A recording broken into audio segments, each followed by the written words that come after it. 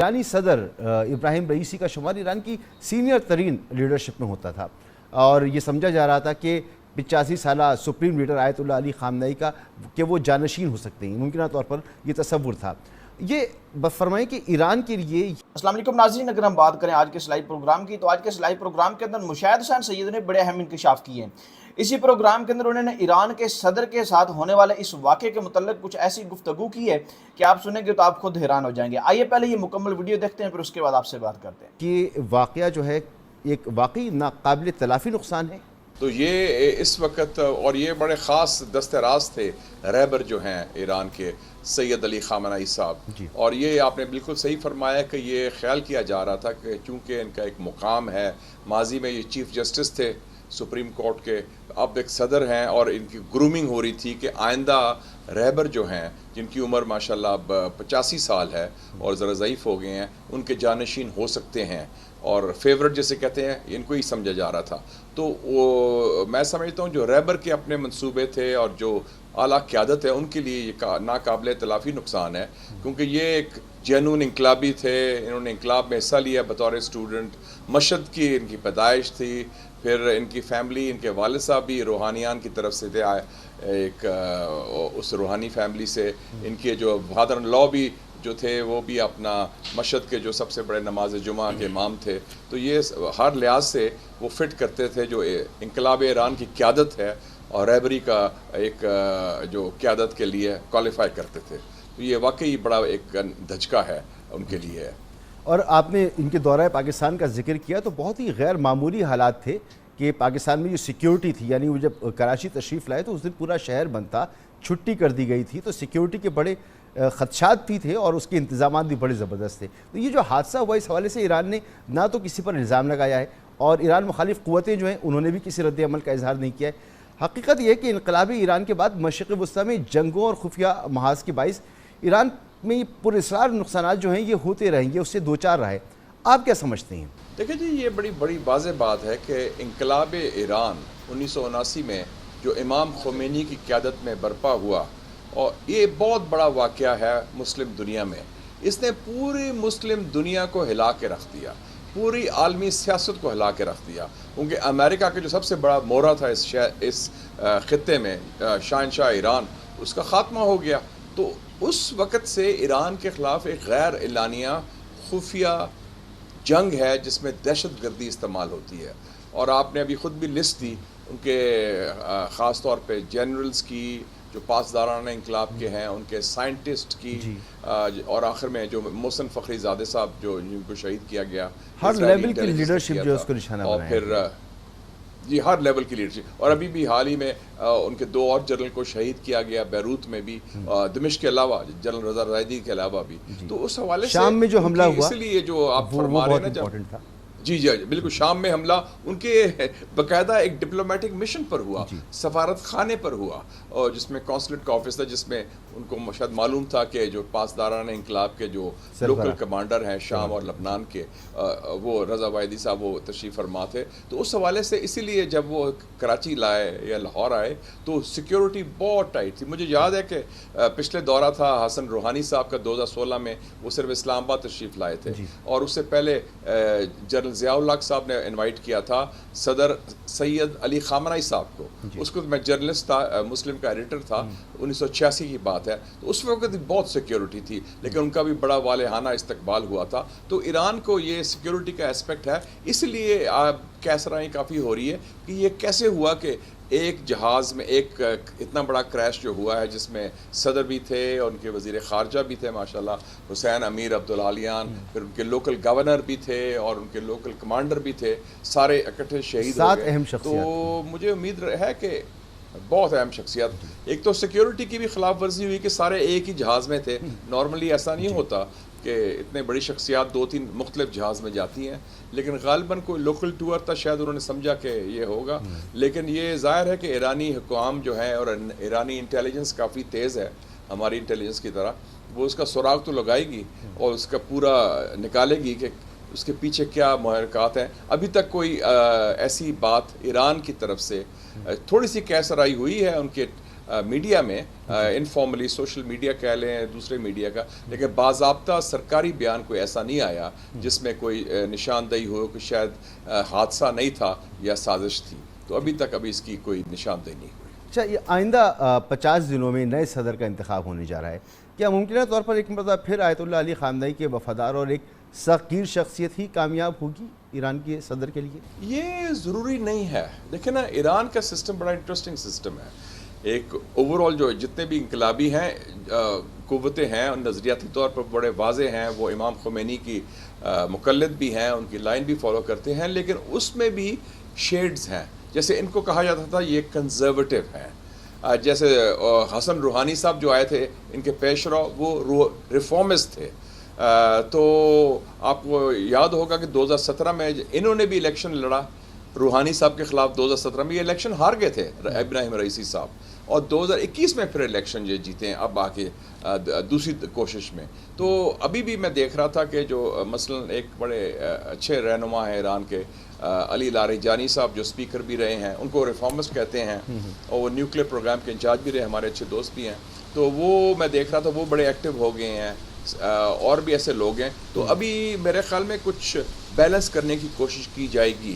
یہ ضروری نہیں کہ اسی طرز کا، اسی نوعیت کا کوئی قیادت ملے. ایک تو اس پائے کا لیڈر تو نہیں ہوگا شاید، لیکن اور بھی کئی لیڈرز ہیں جو سینئر ہیں، ان میں سے انتخاب ہوگا. پھر ایرانی عوام کا فیصلہ ہوگا کہ کس کو ووٹ دیں. اور تصور یہ کیا جا رہا ہے کہ کوئی جوش و جذبہ جو ہے بہت ہی زیادہ اگلے انتخابات میں نہیں ہوگا جو 50 دنوں میں ہونے.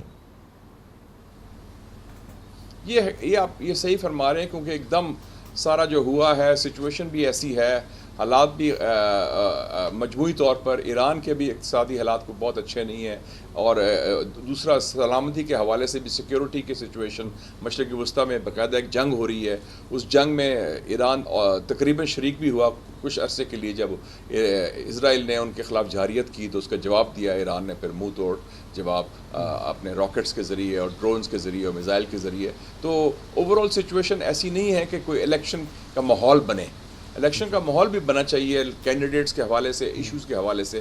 تو اس طرح ماحول نہیں بنے گا. میں سمجھتا ہوں کہ پرامن الیکشن ہو جائے گا، لیکن وہ جوش جذبہ ولولہ جو ہونا چاہیے جیسے 2017 میں تھا یا اور ماضی کے الیکشن میں تھا جب عبدی نجات بھی لڑ رہے تھے الیکشن، تو وہ شاید نہیں ہو.